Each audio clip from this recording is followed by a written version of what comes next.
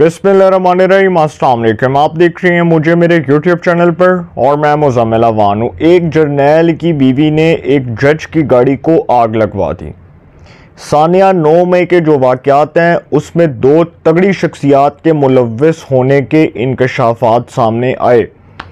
एक supreme court के हाज़र service जज और एक साबिक कोर कमांडर रहने वाले जनरल जमील की एहलिया रुबीना जमील साहिबा, जिनका ताल्लुक़ पाकिस्तान तहरीक इंसाफ से है और वो पाकिस्तान तहरीक इंसाफ की रुकन कौमी असम्बली थी। वुमेन की रिज़र्व सीट्स के ऊपर, ख़वातीन की मखसूस नशस्तों के ऊपर वो रुकन कौमी असम्बली बनी और सर इतनी मोहब्बत जागी इमरान खान के लिए जनरल बाजवा की कि उन्होंने 2018 के इंतखाबात में तहरीक इंसाफ को जहाँ पर इक़्तिदार दिलवाया तो वहीं पर कुछ जर्नैलों के जो है ना कुछ करता धरता जो थे इमरान खान के, जो फ़ौज के अंदर पाए जाते थे, उनकी आप समझ लें कि बेगमात को, उनके बच्चों को किस तरह से एजाज़ी ओहदे नवाजे गए, ये आपके सामने है। ये जो मोहतरमा है रुबीना जमील साहिबा, ये तहरीक इंसाफ की रुकन कौमी असम्बली MNA थी वुमेन की रिज़र्व सीट्स के ऊपर। सर ये तो इन्वॉल्व थी, लेकिन साथ साथ सुप्रीम कोर्ट के एक जज जस्टिस मुज़ाहिर अकबर नकवी साहब के ऊपर ये इल्ज़ाम लगाया जा रहा है कि वो 9 मई के वाक़यात में मुलव्विस थे। ये मैं आपको आगे जाकर बताने जा रहा हूँ। आज बहुत इम्पॉर्टेंट और इंटरेस्टिंग व्लॉग करने जा रहा हूँ और कुछ हक़ाइक़ आपके सामने रखूँगा। देखें, एक एक करके पॉइंट्स जो है वो मैं आपके साथ डिस्कस करूंगा ताकि आपको तफसील के साथ एक एक चीज़ समझ आ जाए और इसको लाजमी सुनिएगा, एंड तक सुनिएगा।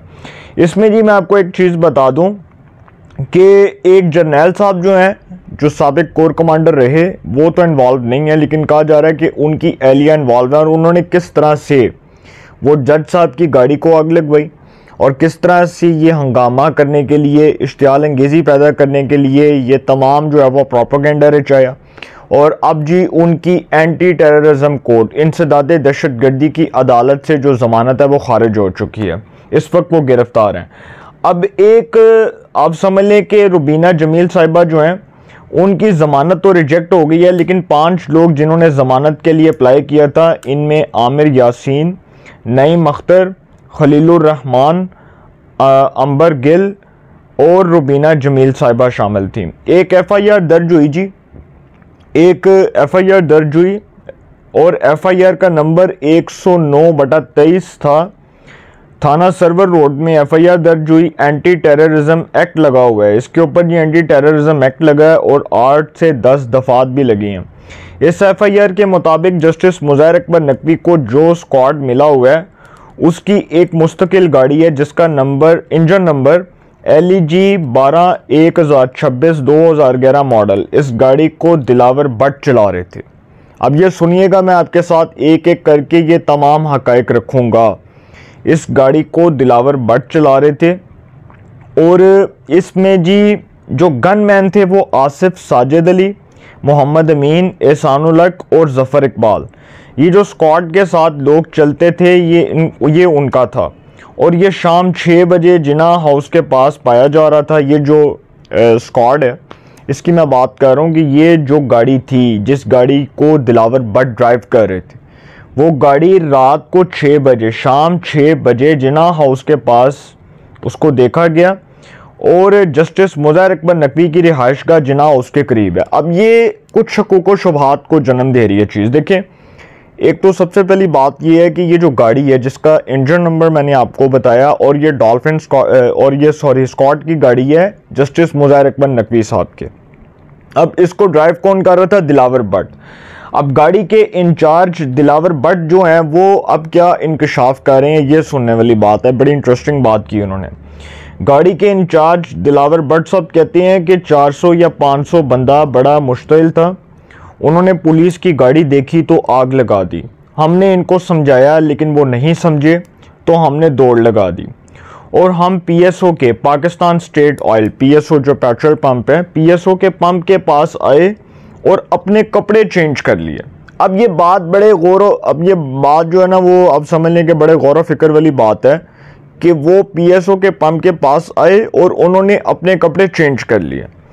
फिर वो कहते हैं कि जी और PSO के पंप के पास जब हम आए तो हमने अपने कपड़े चेंज कर लिए, अपने कपड़े जो है वो उतारे और पीएसओ के कपड़े पहने, जो पाकिस्तान स्टेट ऑयल का यूनिफॉर्म है वो पहना, तो हमारी जान बची।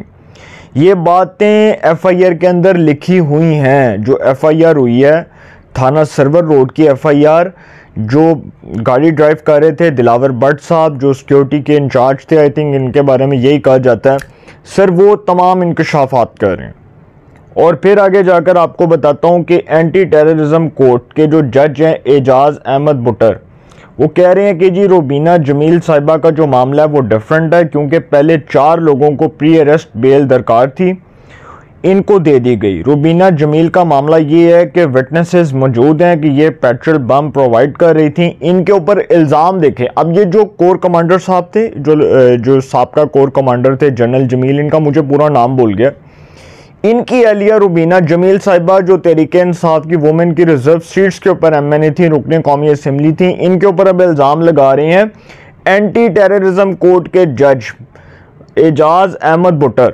एजाज अहमद बुटर साहब जो हैं वो बता रहे हैं इनके हवाले से, जो उन्होंने इनकी ज़मानत खारिज की उसमें ये चीज़ें बता रहे हैं। वो कह रहे हैं कि जी ये विटनेसेस मौजूद हैं कि ये पेट्रोल बम प्रोवाइड कर रही थी और जो एहतजाज कर रहे थे और मुजाहिरीन को भड़का रहे थे उसमें ये शामिल थी। जस्टिस मोज़ाहिर अकबर नकवी की जो गाड़ी को आग लगी है वो भी बताया जा रहा है कि जी इन्होंने लगवाई, और फिर ये कहा जा रहा है कि जो एहतजाज कर रहे थे और मुजाहिरीन को भड़का रहे थे कि जस्टिस मोज़ाहिर अकबर नकवी की गाड़ी को आग लगा दें, उसमें रुबीना जमील साहिबा मुलव्वस थीं। रुबीना जमील से इन्वेस्टिगेशन के दौरान बम और लाइटर बरामद हुआ।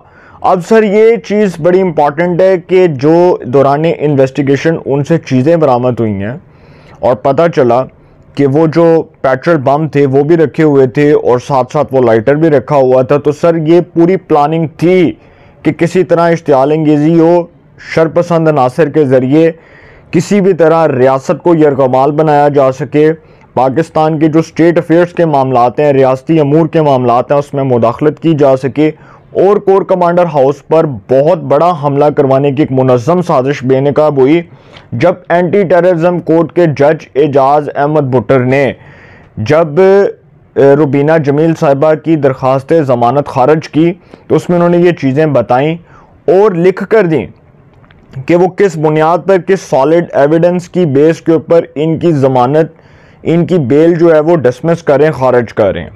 अब इसमें एक चीज़ मैं आपको बता दूं कि रुबीना जमील से जो इन्वेस्टिगेशन के दौरान बम और लाइटर बरामद हुआ तो इनको ज़मानत नहीं दी जा सकती, इस बुनियाद पर इनकी ज़मानत की अपील रिजेक्ट की जाती है।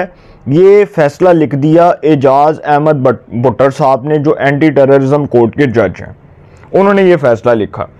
अब ये जो कोर कमांडर थे, साबका कोर कमांडर जनरल जमील साहब, इनकी अहलिया के करतूत तो सामने आ चुकी हैं और सर फिर आप देख लें, हैरान हूँ मैं वैसे इस मुल्क के ऊपर कि इस मुल्क में रहने वाले एक इतने सीनियर रैंक के ऑफिसर, देखें जो साबका कोर कमांडर रहे, उनको इलाज भी मुफ्त, तालीम भी मुफ्त, उसके बाद रिहाइश भी फ्री का खाता, प्लॉट भी मुफ्त, सारा कुछ। तो सर उसके बावजूद अगर आप अब रियासत को, आप स्टेट को, उसके रेट को चैलेंज करें, आप अपने इदारों को आपस में लड़वाने के लिए इस किस्म की साजिश करें, हर्जा सराई करें, आप अपने इदारों को लड़ाने की साजिश में इन्वॉल्व हों, मुलव्वस हों और फिर आपके ऊपर इल्ज़ाम हो कि आप किस तरह से इदारों को तकसीम करने के लिए कोशिश कर रहे हैं, उसमें तफरीक पैदा करने की कोशिश कर रहे हैं, इदारों को आपस में लड़वाने के लिए किस तरह से आप ये सारा मुनज़्ज़म प्रोपेगेंडा करते रहे। ये जो सारा कुछ हुआ, इसमें एक बड़ी हैरानकुन बात ये है कि जिस गाड़ी को चलाया गया वो मुज़ाहिर नकवी साहब के स्क्वाड की गाड़ी थी और ये पता करवाया जाए कि जज साहब जो हैं वो उनके स्क्वाड की गाड़ी वहाँ पर क्या कर रही थी। जो 9 मई के वाक़यात हुए हैं, एक तो पहली बात तो ये है कि देखें जस्टिस मोज़ाहिर अकबर नकवी साहब जो हैं उनके ऊपर इल्ज़ामात बहुत संगीन है, तो उन संगीन इल्ज़ामात का तो जवाब उन्होंने खुद देना है। एक तो उनके ऊपर रेफरेंस, बहुत ज़्यादा रेफरेंसेस फाइल हो चुकी हैं, और दूसरी बात ये कि ऑनरेबल जज साहब एक ऐसे बेंच का हिस्सा हैं जिस बेंच में वो बैठकर मिलिट्री कोर्ट्स से मुतल्लिक फ़ैसला देंगे। तो सर कैसा इंप्रेशन पड़ेगा कि 9 मई के वाक़यात में उनके ऊपर ये इल्ज़ाम लगाया जा रहा है कि उनकी जो स्कॉट की गाड़ी है वो वहाँ पर मौजूद थी जिना हाउस के बाहर।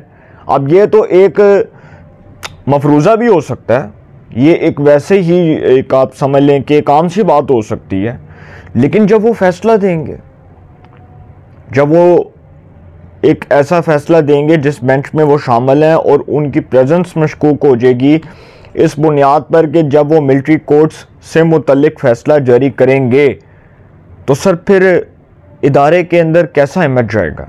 इदारा तो ख़ुद ये बात समझता है कि 9 मई के वाक़यात की जो आला सतह की तहकीकात हो रही हैं, इस हवाले से सुप्रीम कोर्ट मिलिट्री कोर्ट्स के हवाले से केस की समाअत कर रहा है और सुप्रीम कोर्ट का जो बेंच है वो क्या फ़ैसला देगा। इसका मतलब कि सर फिर जस्टिस मुज़ाहिर अकबर नकवी साहब का जो फ़ैसला होगा वो तो हवा में उड़ेगा, और फिर जस्टिस मुज़ाहिर अकबर नकवी साहब के स्कॉट की गाड़ी वहाँ पर क्या कर रही थी। सवाल तो ये बनता है, इसका जवाब उनको देना चाहिए और रियासत उनसे जवाब मांगेगी, हमारा इदारा उनसे जवाब मांगेगा कि भाई बताएं कि आपके स्कॉट की गाड़ी वहाँ पर क्या कर रही थी।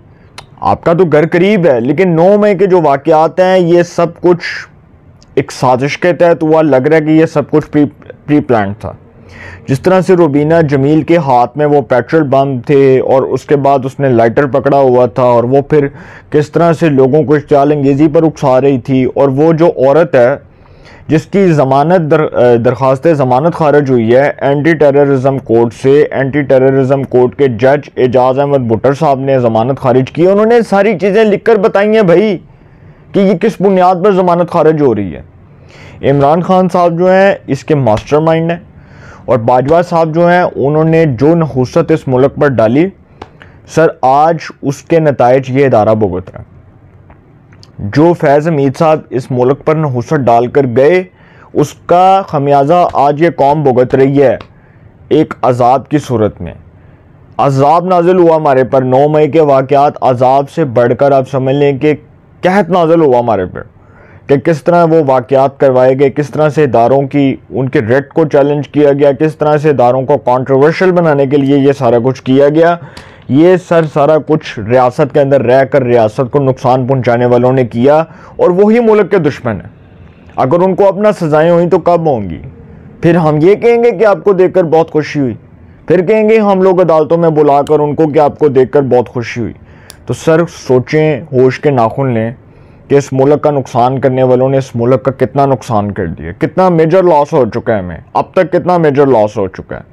तो मैं इससे ज़्यादा बात नहीं करना चाहता, बस यही कहना चाहता हूँ कि ये तमाम हक़ाइक़ मैंने आपके सामने रखे, आप हक़ाइक़ से वाकिफ़ होंगे। जिन्होंने ये व्लॉग सुनना है वो एंड तक सुने, इसको वॉच करें और इसको शेयर करें ताकि आप तक ये सारी इन्फॉर्मेशन पहुँच सके और आपको मालूमात की रसाई में आसानी हो। अपनी राय का कमेंट्स में ज़रूर इज़हार कीजिएगा। इंशाअल्लाह एक नए सेगमेंट के साथ फिर मुलाकात होगी। अपना बहुत ख्याल रखिएगा। अल्लाह निगहबान।